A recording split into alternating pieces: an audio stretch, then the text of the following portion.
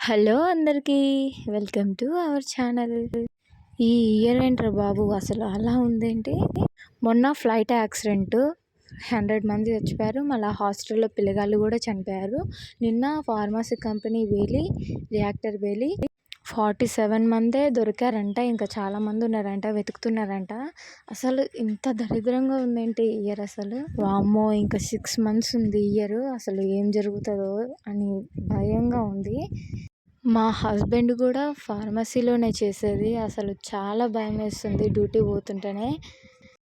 ఈరోజు మా ఇంట్లో కుక్కర్ పేలేదు. కొంచెం అయితే కుక్కర్ పెట్టేసిన స్టవ్ మీద అర్ధగంట అయింది, ఇంకా విజిల్ వస్తలేదు. అసలు చాలా భయం వేసింది. మూత తీసి చూస్తే మొత్తం మెత్తగా ఉడికిపోయింది. కొంచెం అయితే పేలేదనమాట కుక్కర్. నాకైతే కుక్కర్ అంటే చాలా భయం. కుక్కర్ పెడితే అసలు నేను అక్కడ చుట్టుపక్కలే ఉండను అనమాట. ఈరోజు పాలకూర పప్పు ఈజీగా ఎలా చేయాలో చూద్దామండి. చాలా బాగుంటుంది. ముందుగా 1 కప్పు కందిపప్పుని నానబెట్టుకోవాలండి. వాష్ చేసుకొని 10 మినిట్స్ నానబెట్టుకోవాలి.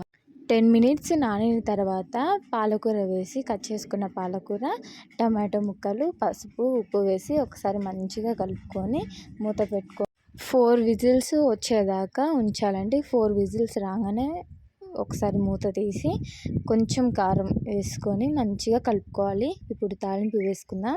తాలింపు కోసం ముందుగా స్టవ్ మీద ఒక చిన్న కళాయి పెట్టుకొని దాంట్లో కొంచెం ఆయిల్ పోసుకొని, ఆయిల్ హీట్ అయిన తర్వాతకి జీలకర్ర, పచ్చెనగపప్పు, తాలింపు గింజలు, కరివేపాకు, ఎండుమిర్చి, ఎల్లిపాయలు వేసుకొని మంచిగా వేగనివ్వాలి. లాస్ట్లో కొంచెం పసుపు వేసుకోవాలి. స్టవ్ ఆఫ్ చేసుకొని, ఎందుకంటే పసుపు మారుతుంది స్టవ్ ఆఫ్ పోతే. ఇప్పుడు ఈ తాలింపు మొత్తం మనం ఉడికించుకున్న పప్పులో వేసుకోవాలండి. మొత్తం ఒకసారి మంచిగా కలుపుకుంటే చాలా బాగుంటుంది. వీడియో నచ్చితే లైక్ చేయండి. బాయ్.